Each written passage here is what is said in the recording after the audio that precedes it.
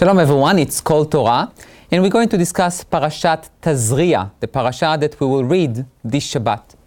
At the beginning of this parasha, we read about the woman who gave birth and the process of bringing her back into society and bringing her back into the temple. And there is something very interesting that the Torah specifies. The Torah says that when a woman, after she gives birth and after a while, she needs to bring a sacrifice to the temple.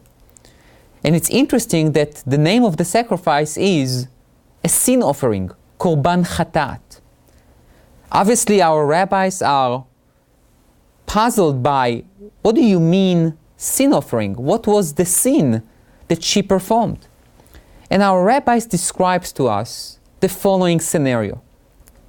The rabbi says that when a woman gives birth, and don't forget, ancient times there was no epidural and there is nothing to really relax the pain. The woman was under huge stress and pain, and she will take a vow that she does not want to see her husband anymore. Obviously, after the child is born, and after a while, she says, you know what, I obviously would like to be with my husband. I would like to continue the family. So in a way, she took a vow and she did not fulfill it. And that's why we ask her to bring a sin offering. But let's digress for a second.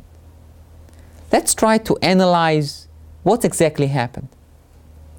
The woman is taking a vow not to be with her husband anymore. In a way, it's not valid. She can't do that. If you want to end the marriage, there is a bill of divorce. There is need to be some kind of an agreement that it does not work together, and then you can go separate ways. But just to take a vow is not going to resolve the marriage. So in a way, what she said was, in a way, meaningless. Why does she need to bring a sin offering for something that was meaningless? Nachmanides gives a very interesting solution for my question, and I think opens up a tremendous psychological understanding of Judaism. Ramban says, you are right. Her vow is really meaningless. It's not valid. However, we don't want to tell it to her in the time of stress. We say, you know what? Take a vow. We understand you are under tremendous pain. That's fine. Take the vow. And for that moment, it is meaningful because it's meaningful for you.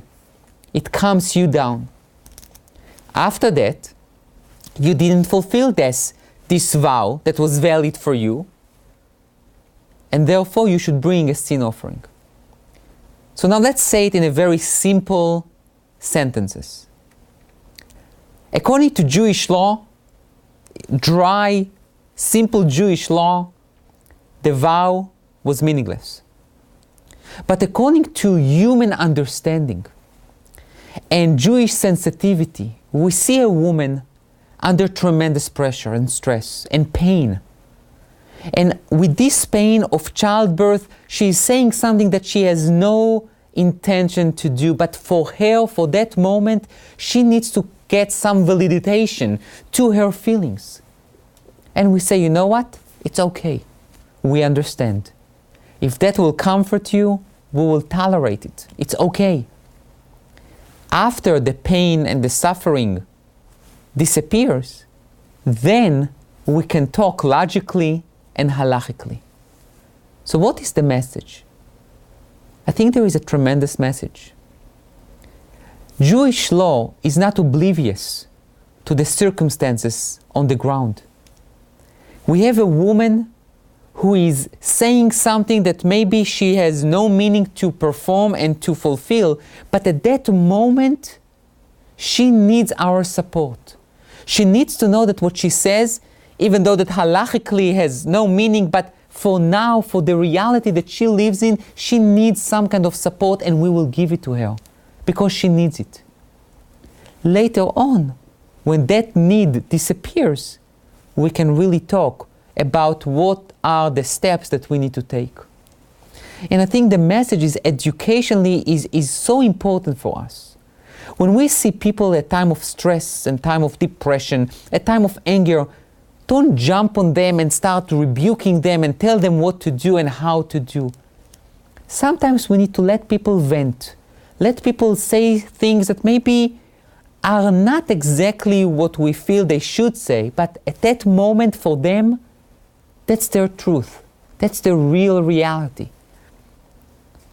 And we need to wait.